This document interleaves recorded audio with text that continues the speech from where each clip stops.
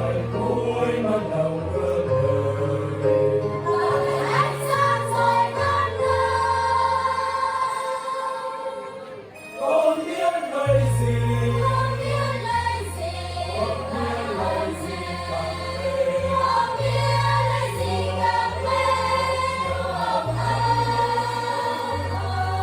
Cha ơn Chúa trách Chúa đưa tất cả đời con. Vượt qua từng giây phút, Lúc giữa mỗi khi đang u sầu, lòng ơi biết con vẫn còn. Ngài là lộ tràn muôn ơn phúc. Một ngày canh giữ, Con chỉ con người ơn ơn Ngài. dịu dàng vất vả sớm chiều. Tình Ngài thắp sáng đèn mến yêu. Để con biết lời gì, Con biết lời gì, để con biết lời gì càng lên. con biết lời gì càng lên hồng ân.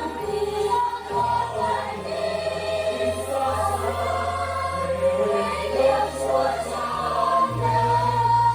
Cảm ơn hầu quân.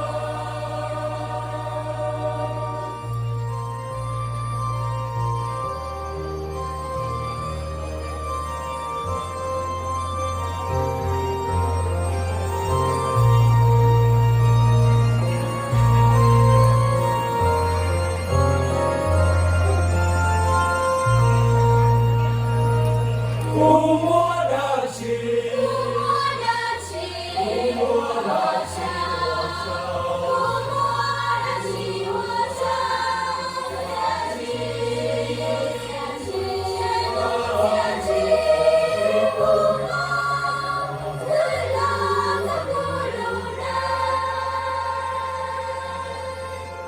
Thời lành nhà nước ta.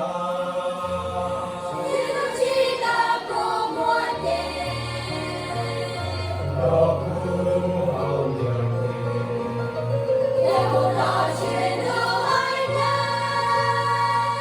Giải cứu ô đi khắp. Yêu hoa cờ lên chưa nhìn. Ô chia là gặp nhạc thế. Yêu hoa ca đang phút ngàn.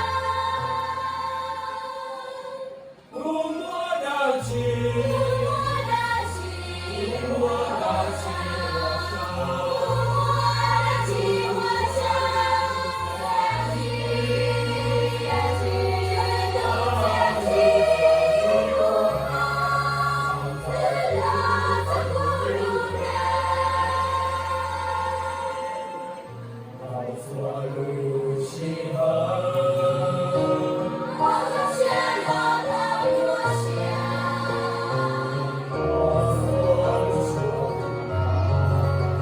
Người đua đủ để công bằng.